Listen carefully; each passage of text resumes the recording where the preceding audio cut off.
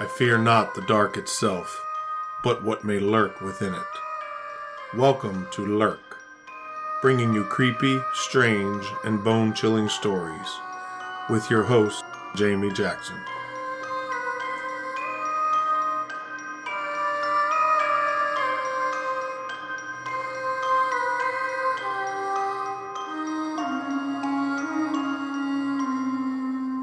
Hey Lurkers, welcome back to another mind-bending episode of Lurk. Before we get started with this week's episode, I just wanted to let you know that it appears that I have fixed the problem where the recording is cutting off the beginning sound of words, but in changing the settings in the computer, it's now back to picking up all of the road noise, all of the background noise. So I apologize for that. Usually I can get that cleaned up pretty easily, but just in case, that's what's going on. But I'd rather have background noise than no words. This week, we're diving into the desert sands of New Mexico to unravel one of the most infamous mysteries in UFO history, the Roswell Incident of 1947. If you're new to Lurk, welcome to the creepiest corner of the podcast universe, where we chase the paranormal, the unexplained, and the downright bizarre. For our seasoned lurkers, buckle up, grab your tinfoil hat, maybe a Geiger counter, and let's get lurking.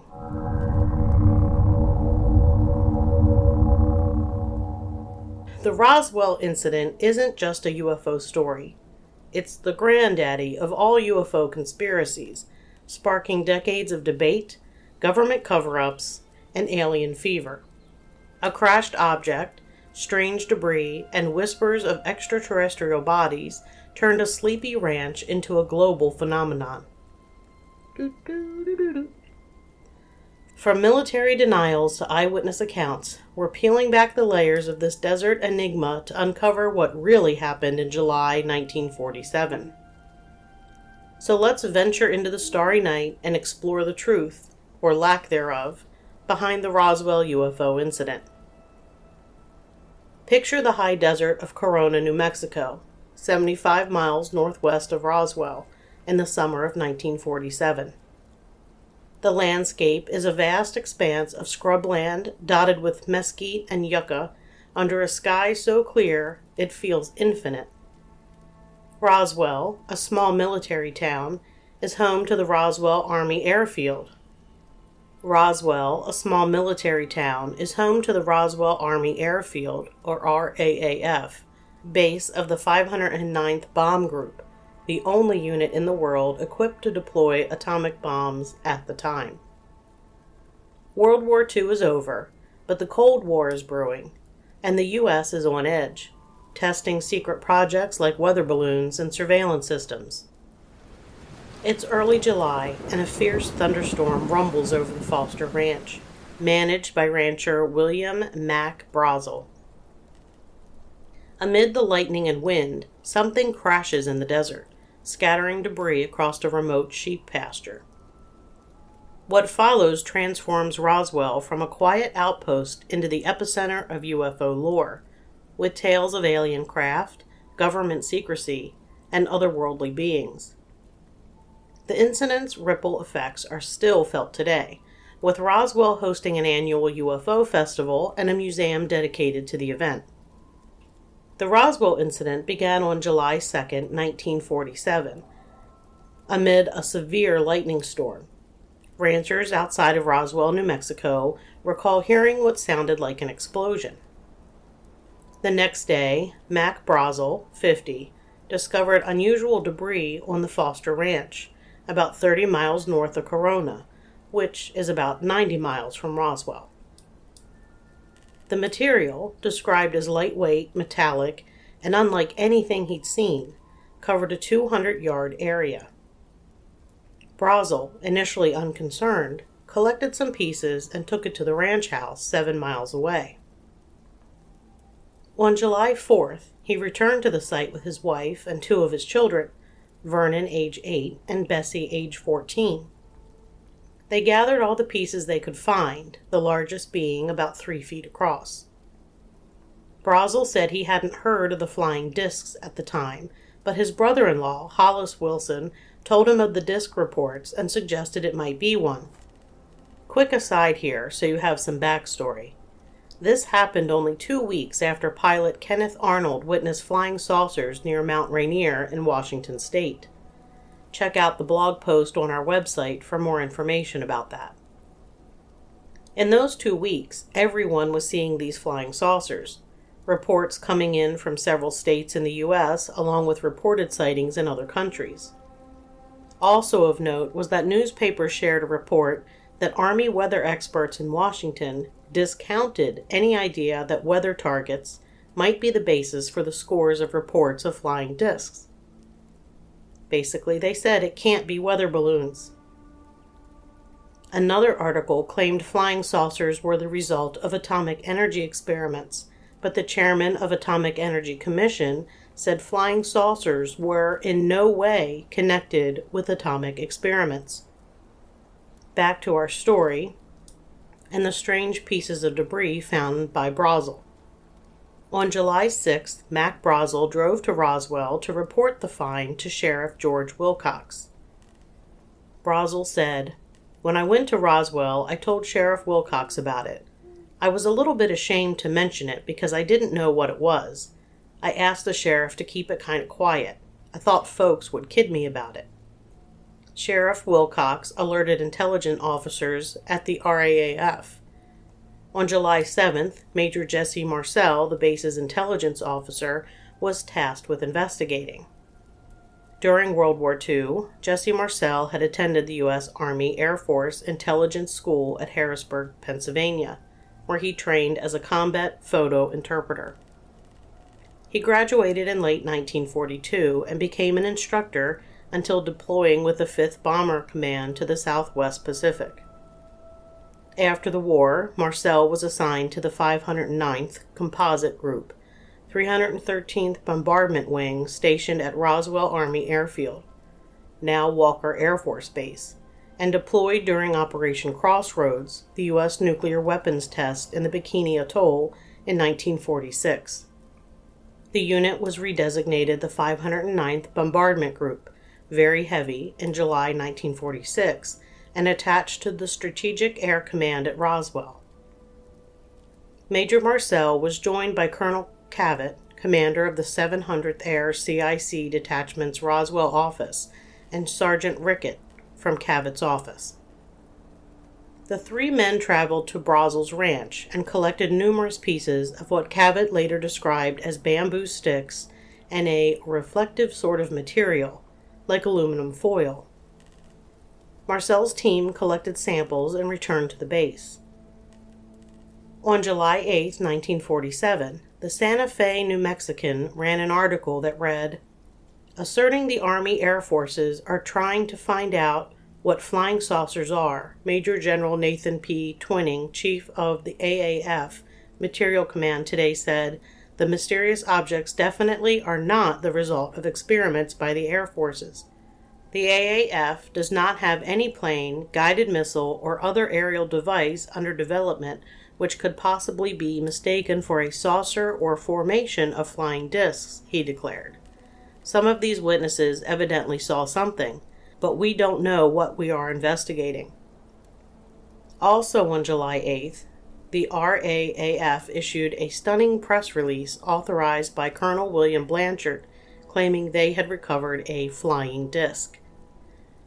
Lieutenant Warren Hart, RAAF Public Relations Officer, reported it was definitely one of the flying discs that have puzzled and worried citizens of 43 states during the past several weeks.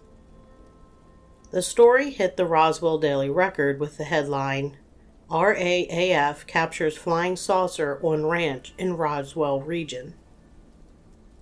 One small article read, "The Army Air Force today announced a flying disc had been found on a ranch near Roswell and is in Army possession.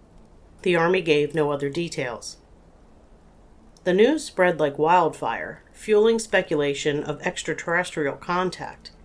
But within only 3 hours of releasing the information about a flying disc being found, the military backtracked. On July 9th, General Roger Ramey, commander of the 8th Air Force, held a press conference in Fort Worth, Texas, where Marcel was photographed with debris. Ramey declared the flying disc was a weather balloon, and the debris, he claimed, was balsa wood, foil, and rubber, which would certainly make some funky metal. The Albuquerque Tribune article stated, "Headquarters of the 8th Army Air Force at Fort Worth, Texas, announced that the wreckage of a tinfoil-covered object found on a New Mexico ranch was nothing more than the remnants of a weather observation balloon. Army Air Force Headquarters in Washington reportedly delivered a blistering rebuke to officers at the Roswell, New Mexico base for suggesting that it was a flying disc."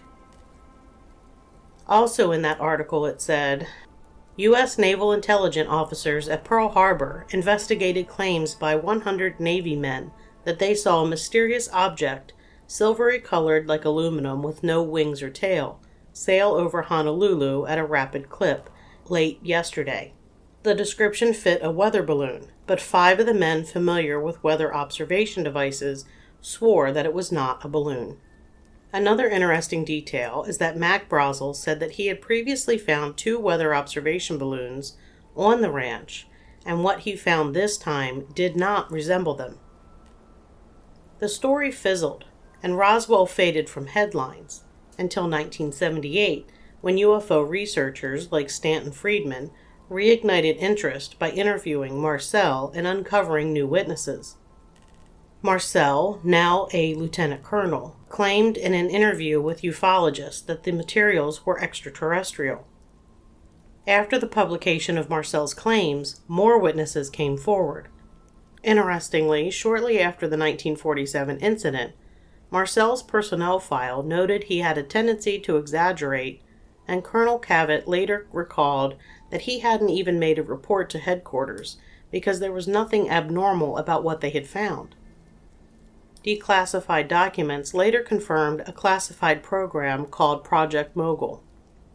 The project sought to develop a technique capable of recording the sound of a nuclear detonation within the Soviet Union by placing acoustic sensors on balloons that operated at a steady state within the atmosphere. In the summer of 1947, tests of these balloons were occurring at Alamogordo Army Airfield, now Holloman Air Force Base in New Mexico, and during the tests several balloons were lost. The 1994 Air Force report admitted the weather balloon was a mogul balloon, but found no evidence of extraterrestrials. Though the existence of Project Mogul was verified by the government, the inconsistencies in the military story, combined with eyewitness claims of alien bodies and a second crash site, kept the conspiracy alive. Yet Roswell remains a flashpoint, with theories ranging from alien cover-ups to Cold War disinformation campaigns. The Roswell Incident is steeped in eyewitness accounts, many emerging years later as fear of military reprisal faded. From ranchers to soldiers to morticians, these testimonies paint a picture of strange debris, secretive operations, and possible alien encounters. Let's dive into the most compelling accounts and the paranormal lore that defines Roswell.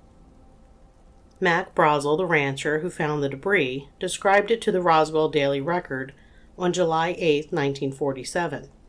He said, "The debris looked like sticks, foil, and rubber, but it wasn't normal. Some pieces were so light they wouldn't bend, and others had strange markings like hieroglyphics. I tried to cut it with my knife, but it wouldn't give. It was scattered over a big area, like something exploded."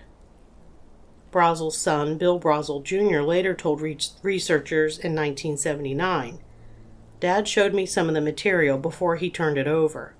It was like foil, but wouldn't tear, and you could crumble it and it would spring back to shape. One piece was like balsa wood, but so tough I couldn't dent it." He said the military told him to keep quiet. Brazel was reportedly detained by the military for days and pressured to change his story. Neighbors claimed he was never the same, avoiding talk of the incident. Major Jesse Marcel, who inspected the debris, became a key figure in the Roswell saga. In a 1978 interview with Stanton Friedman, he said, "The material wasn't from any balloon I'd ever seen. It was metallic, thin as foil but incredibly strong. You couldn't tear it. Some pieces had symbols, not like any writing I knew. I filled my car with it, but there was so much left. At the base, they boxed it up quick and shipped it out. I was told to say it was a weather balloon, but I know it wasn't." Marcel's son, Dr. Jesse Marcel Jr., recounted in a 1980s Unsolved Mysteries interview, "Dad brought some debris home one night in a box. He woke me up to see it. Beams with purple-pink symbols like nothing earthly. He said it was from a flying saucer. The next day, the military took it all, and he never spoke of it again until years later." Glenn Dennis, a mortician at Ballard Funeral Home in Roswell, claimed he received strange calls from the RAAF in July 1947. In a 1989 interview with the Center for UFO Studies, he said, "The base called asking about child-sized caskets, 3 to 4 feet long, and how to preserve bodies without embalming. I thought it was odd, but answered. Later I went to the base hospital to deliver supplies and saw military police guarding a room. A nurse I knew came out, pale as a ghost, and told me they had bodies, not human, with big heads and black eyes. She said the smell was awful, like nothing she'd ever encountered. The next day she was transferred, and I never saw her again." Dennis's story, while controversial, introduced the idea of alien autopsies, later popularized by a 1995 hoax film. Skeptics questioned the nurse's identity, but Dennis stood by his account until his death in 2015. Witnesses like Jim Ragsdale and Frankie Rowe claimed there was a second crash site 40 miles north of Roswell where an intact craft and bodies were found. Ragsdale, a truck driver, told researchers in 1993 that he and his girlfriend were camping in the desert when they saw a bright light crash.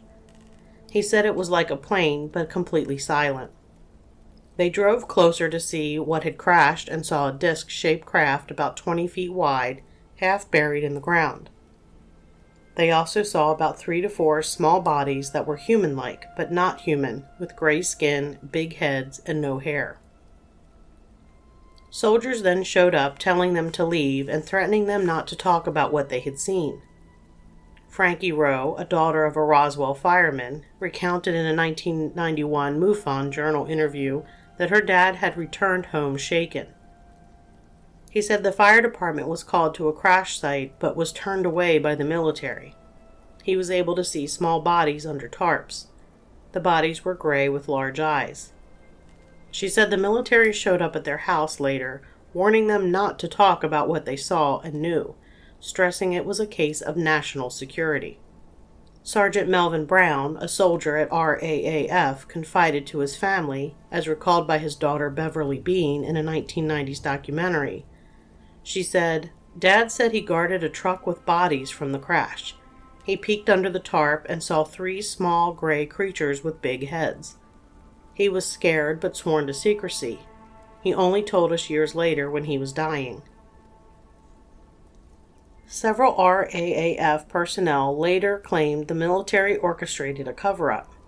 Master Sergeant Louis Bill Rickett, a counterintelligence corps member, told researchers in 1990 that he went to the debris field with Cabot. When he got there, he found the material was strange. It was lightweight but very strong, with symbols like Egyptian writing. The military police were everywhere boxing up the debris. He said he later heard about a craft and bodies at another site. He said they were told that it was classified, and anyone that dared talk about it would disappear. Lieutenant Walter Haut of the RAAF, public information officer who issued the flying disc press release, said in 2002 affidavit, "I was ordered to put out the story about the saucer. Then Colonel Blanchard told me to shut it down. I heard rumors of bodies and a craft being flown to Wright Field. I saw crates in Hangar 84, heavily guarded, but never got close." Haut's affidavit, released posthumously, fueled speculation of a high-level cover-up, involving Wright-Patterson Air Force Base, a hub for secret projects. Civilians reported military intimidation to suppress the story. In 1978, Lydia Sleppy, a teletype operator at KSWS Radio, told researchers that on July 7th, their reporter called from the sheriff's office saying they found a flying saucer. She was typing the story for The Wire when the line was just cut off. A voice came on the line saying, "This is the FBI. Stop transmitting. This is a matter of national security." She never got the story out. Another Roswell resident named Marion Strickland, who was a neighbor of Mac Brazel, said, "Mac came to our house after the military let him go.